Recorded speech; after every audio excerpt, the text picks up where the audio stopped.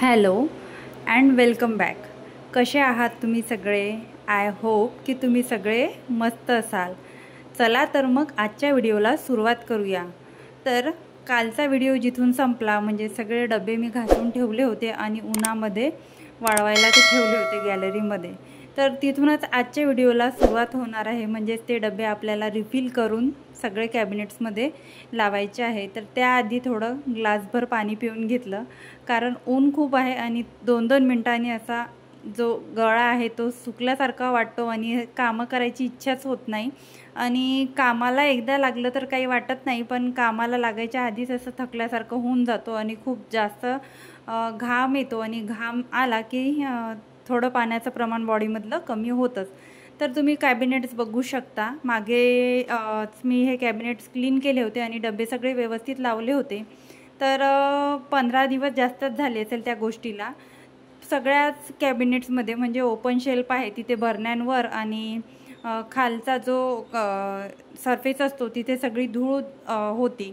म्हणजे 8 दिवसाला तरी जे ओपन शेल्फ आहे तिथे धूळ असते आणि जे बंद आहे त्याच्यामध्ये धूळ एवढी काही दिसून येत नाही. पण मी ओपन शेल्फमधली धूळ तर नेहमी पुसत राहते वरचेवर, पण हे जे बंद आहे तिथे धूळ अशी एकदम दिसून येत नाही आणि कोणी समोरून बघितलं तरी त्यामधली धूळ अशी दिसून येत नाही, तर त्याकडे दुर्लक्षच करते.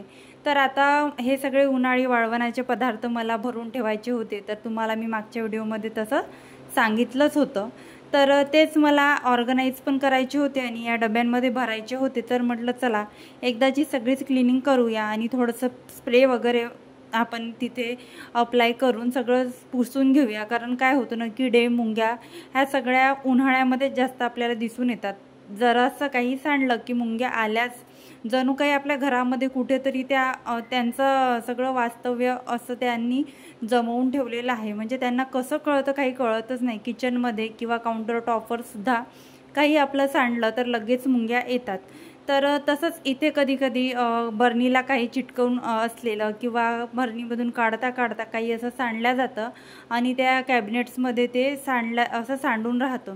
त्यामुळे काय होऊ शकते, कॅबिनेट्समध्ये एक तर झुरळं होऊ शकतात किंवा मुंग्या होऊ शकतात, किंवा त्या कॅबिनेट्समध्ये डाळी वगैरे किंवा वाळवणाचे पदार्थ अशा वस्तू आपण ठेवतो तर त्या वस्तूमध्ये सुद्धा अळ्या जाळे अशा प्रकारचे किडे आपल्या त्या पदार्थाला लागू शकतात. आणि ऊन ज्यांच्याकडे बरीचशी ऊन येते त्यांना तर काही टेन्शन नाही, पण ज्यांच्याकडे बरंच दमट वातावरण आहे आणि ऊन येत नाही किंवा त्यांच्या गॅलरीमध्ये ऊन येत नाही तर त्यांना खूपच प्रॉब्लेम जातो. तर माझ्या गॅलरीमध्ये फार अशी ऊन येत नाही आणि गॅलरी पण खूप अशी मोठी नाही की तिथे मी वाळवण खूप म्हणजे व्यवस्थित वाळवू शकेल. मला काही वाळवायचं असले तर खाली मी जी काही आमची कंपाऊंड वॉल आहे किंवा गार्डनची कंपाऊंड वॉल आहे, आतमध्ये एक छोटीशी वॉल आहे, तिथे ऊन येतं. तर त्या उन्हामध्ये मी शेवया वगैरे हे सगळं वाळवून ठेवलं होतं. तर आता जे काही मी वाळवणी पदार्थ आणले तर माझ्या आईने 2-3 ऊन त्याला दाखवले आहे आणि एकदम वाळवून मला त्या दिल्या आहे. सगळे पदार्थ दिले आहे. बाकीचे पदार्थ तर जास्त वेळ राहत नाही, पण जे काही शेवया वगैरे असे पदार्थ आहे हे मला बरेच दिवस पुरतात. म्हणजे जास्त क्वांटिटीमध्ये आणल्या जातात आणि जास्त क्वांटिटीमध्ये आपण असे पदार्थ बनवून घेत असतो. तर हे आपल्याला त्याची काळजी पण घेणं आवश्यक असते. मग मी काय करते अशा परिस्थितीमध्ये, मी ते जसं पॉलिथिनमध्ये मी आणलं तसंच पॉलिथिनमध्ये मी एक त्याची गाठ मारून ते डब्यामध्ये स्टोअर करते, जेणेकरून त्यामध्ये किडे वगैरे जाण्याची शक्यता नसते. त्याचप्रकारे मी वाळवणी पदार्थ तर आणलेच होते आणि सोबतच मी मसाले, धनेपूड आणि तूपसुद्धा आणलं होतं आणि तुम्हाला मी दाखवतच होती त्या व्हिडिओमध्ये. तर त्या व्हिडिओमध्ये माझा आवाज म्यूट झाला आणि मला कळलंच नाही, त्यासाठी खरंच सॉरी म्हणते मी. थोडा व्हिडिओ चेक न करता मी तसाच अपलोड केला. तर त्या व्हिडिओमध्ये मी तुम्हाला दाखवत होती की मी तूपसुद्धा आणलं होतं आणि एक माझा जो पॅकेट होता पापडाचा तो पॅकेट मी फ्रीजवर ठेवला होता वापरायसाठी, ते तुम्हाला मी सांगत होती. तर अशा पद्धतीने विनेगर, सोडा आणि थोडं लिक्विड सोप हे सगळं मी ह्या कॅबिनेट्सवर स्प्रे करून दिलं. बाकी म्हणजे 2-3 व्हिडिओमध्ये मी अशी तुम्हाला क्लिनिंग दाखवली आहे. तर सगळं असं क्लीन करून घेतलं. आणि जास्त काही असं खूप असे मोठे कॅबिनेट नाही आहे की खूप असा वेळ लागेल.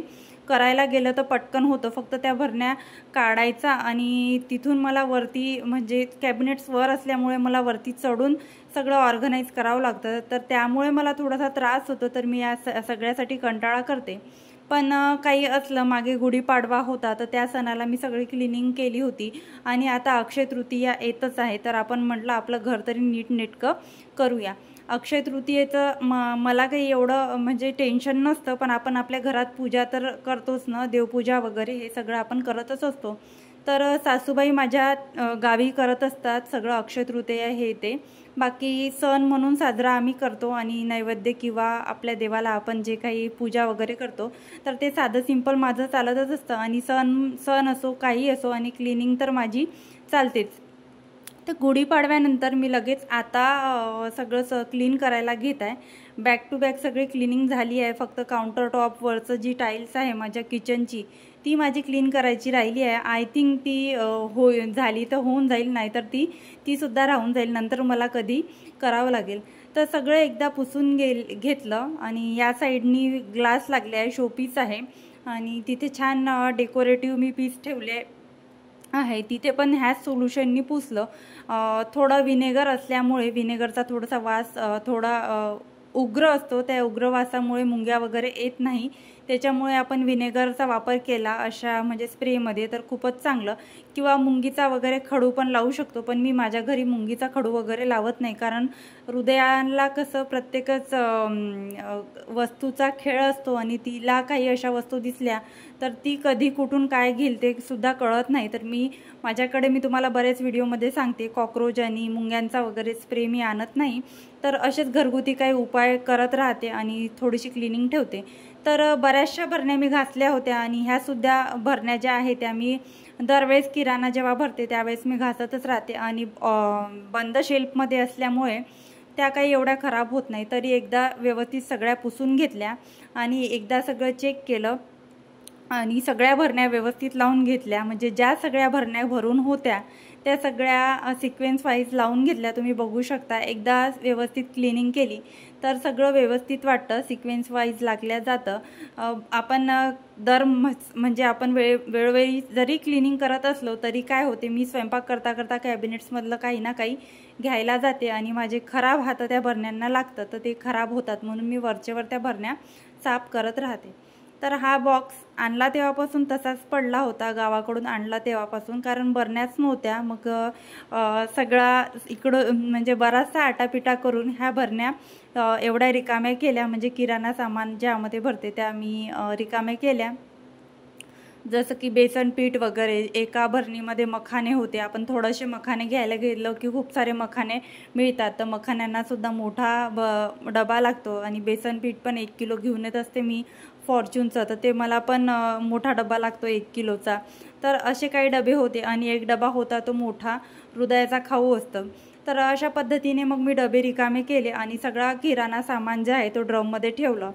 तर किराणा सामान तुटायची फुटायची भीती नसते, पण हे जे वाळवणी पदार्थ असते हे खूप मेहनतीने आपण बनवतो आणि ही तुटायची वगैरे भीती असते. तर ह्या कुरडया वगैरे सगळं मी भरून ठेवलं. तुम्ही बघू शकता किती छान फुलांसारख्या दिसते, असं वाटत आहे की मी डब्यांमध्ये फुलंच भरत आहे. तर अशा पद्धतीने आधी मी बघितलं छोट्या भरणीमध्ये मावतात काय. एक बरी म्हणजे छोटी नाही, बरीच मोठी आहे, त्या बरणीमध्ये मावते का मी बघत होती. तर त्या बरणीमध्ये काही मावले नाही, तर मग मी म्हणजे थोडा मोठा साईज भेटला त्यामध्ये मी काढून ठेवले. आणि हे थोडेफार काढून ठेवले म्हणजे मला आता अक्षय तृतीयेच्या दिवशी मी ह्या थोड्या तळून घेईन. म्हणजे जेव्हा मी रस बनवेल तर तेव्हा हे कुरडया वगैरे तळेल. तर त्या पद्धतीने मी भरण्यांमध्ये भरत गेली आणि थोडं पॉलिथिनमध्ये काढत गेली. आणि हे सगळं मी जे थोड्या प्रमाणात काढलं आहे हे मी कुठे डब्यांमध्ये वगैरे ठेवणार नाही आहे, सगळं पॉलिथिनमध्ये टाईट बांधून घेणार आहे. आणि ते सगळं आता मी फ्रूटची बास्केट आणली आहे ना डीमार्टमधून, ती मी फ्रीजवर ठेवली आहे आणि फ्रीजवरच ठेवीन, जेणेकरून ते आता 2-3 दिवस तसेच राहतील आणि फुटणारसुद्धा नाही. तर दही मिरच्या पण भरल्या, साबुदाण्याच्या चकल्या पण भरल्या आणि पापड होते ते पण भरले आणि कुरडया पण मी व्यवस्थितरित्या सगळ्या भरून घेतल्या. तर आता मी इथे मसाला भरत आहे. मसालासुद्धा मी माहेरातूनच आणल्या होत्या. तुम्हीसुद्धा माहेरी जाता तर असे पदार्थ उन्हाळ्यात घेऊन येता का? मला कमेंट्समध्ये नक्की सांगा. आणि तुमची आई तुम्हाला काय काय बनवून देते. सॉरी, मी दही मिरच्या भरल्या नव्हत्या, दही मिरच्यासाठी डबा शोधत आहे, परत मी ठेवून दिल्या. आणि ही धनेपूड आहे. ही धनेपूड मी ओपन करून त्या डब्यामध्ये टाकत होती, त्या कंटेनरमध्ये. पण मग मी असा विचार केला की आपण मसाल्यांचा किंवा धनेपूड वगैरे अशा गोष्टी आहे त्या जर ओपन करून कंटेनरमध्ये भरल्या तर त्याचा जो स्मेल आहे, सुगंध आहे, तो निघून जातो. तर मी असंच बांधून ठेवलं. सध्या तरी काही गरज नाही. थोडीशी धनेपूड मी मसाला डब्यामध्ये काढून घेणार आणि बाकी सगळं मी असंच पॉलिथिनमध्ये बंद करून ठेवणार, जेणेकरून त्याचा सुगंध जाणार नाही.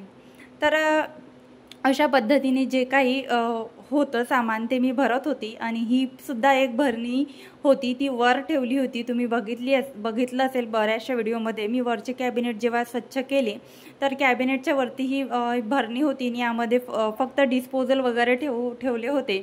म्हणजे डिस्पोजल वगैरे म्हणजे संक्रांतीला किंवा बड्डेला हृदयाच्या ह्या 2 वेळेस डिस्पोजल येतात आणि काही डिस्पोजल वाचल्या जातात. तर ते डिस्पोजल खराब नाही व्हायला पाहिजे म्हणून मी यामध्ये ठेवते, जेणेकरून मला परत ते वापरता येतील. बड्डेला किंवा हळदी कुंकू जेव्हा असतं, हृदयाचं बोरनान असतं, तेव्हा मला वापरता येईल. तर मग मी काय केलं, ती डिस्पोजलची भरणी रिकामी केली आणि एका बॉक्समध्ये व्यवस्थित पॉलिथिनमध्ये रॅप करून डिस्पोजल ठेवून दिले. कारण डिस्पोजलला पण धूळ वगैरे लागायला पाहिजे नाही, कारण डिस्पोजलमधून आपण डायरेक्ट ज्या अन्नपदार्थ आहे ते आपण घेत असतो आणि ते आपल्या पोटामध्ये जात असते. तर अशा पद्धतीने एकावर एक सगळे बरण्या आहे त्या इकडच्या कॅबिनेट्समध्ये लावून घेतल्या. हा कॅबिनेट्स मी खूप कमी उघडते, म्हणजे जास्त या कॅबिनेट्समध्ये मला उघडायचं कामच पडत नाही. सर्वात जो मी एंटर जे करते हॉलमधून, त्या हॉलमधून जो फर्स्ट लागतो त्या कॅबिनेट्समध्ये मी सगळ्या ज्या मला रोज लागतात त्या अशा वस्तू ठेवते. जसं की हृदयाचा खाऊ वगैरे आहे किंवा टिश्यू पेपर्स आहे तर त्या साईडने मी ठेवते, किंवा औषधी वगैरे थोड्याफार असतात आपल्या घरी तर त्या ठेवत असते. नंतर सगळे डबे सिक्वेन्स वाईज लावले आणि बघितलं कसं काय दिसतं. ही सुद्धा एक कलाच आहे ना, आपण घर वगैरे व्यवस्थित ठेवतो आणि सगळं मॅनेज करतो, ही सुद्धा कलाच आहे. आणि कसं पण ठेवलं तर ते छान दिसत नाही आणि ते व्यवस्थित ठेवलं तर छान दिसतं. तर त्यालासुद्धा डोकं लावावं लागतं आणि ते सुद्धा एक कलाच आहे. तर आतापर्यंत मला रांगोळीला डबाच नव्हता, मी अशा पद्धतीने रांगोळ्या भरून ठेवत होती. तर आता मी कालच्या व्हिडिओमध्ये तुम्हाला शेअर केलं की मी तिखट मिठाला डीमार्टमधून डबा घेऊन आली स्टीलचा. आणि हा जो डबा आहे माझा तिखट मिठाचा जुना प्लास्टिकचा होता. खूप छान डबा आहे हा, मला खूप आवडतो. इच्छा होत नव्हती रांगोळीला करायचा, पण आता करून घेतला. आणि याच्यापेक्षा जर छोटा साईज मला भेटला तर देवपूजेचं साहित्य ठेवायसाठी मी करेल. पण आता सध्या तर मी काही देवपूजेचं वगैरे करत नाही, कारण हृदया पण लहान आहे आणि देवसुद्धा कमीच असल्यामुळे तिथे व्यवस्थित माझं राहतं. हृदया मोठे झाल्यावर बघू. तर अशा पद्धतीने सगळ्या रांगोळ्या भरल्या आणि एक कलर जास्तीचा होता तर एक कलरची कमी होता आणि एक कलर जास्तीचा होता तर तिथे मी व्यवस्थित लावलं. तर तुम्ही बघू शकता अशा पद्धतीने मी सगळं किचन ऑर्गनाईज केलं आहे आणि सगळं व्यवस्थित लावलं आहे. कसा वाटला तुम्हाला आजचा माझा व्हिडिओ मला कमेंट करून नक्की सांगा. आणि तुम्हाला जर माझे व्हिडिओ आवडत असेल तर व्हिडिओला लाईक आणि चॅनलला सबस्क्राईब करायला विसरू नका. भेटूया अशाच नवनवीन व्हिडिओमध्ये. तोपर्यंत मस्त राहा, स्वतःची काळजी घेत राहा. Bye bye.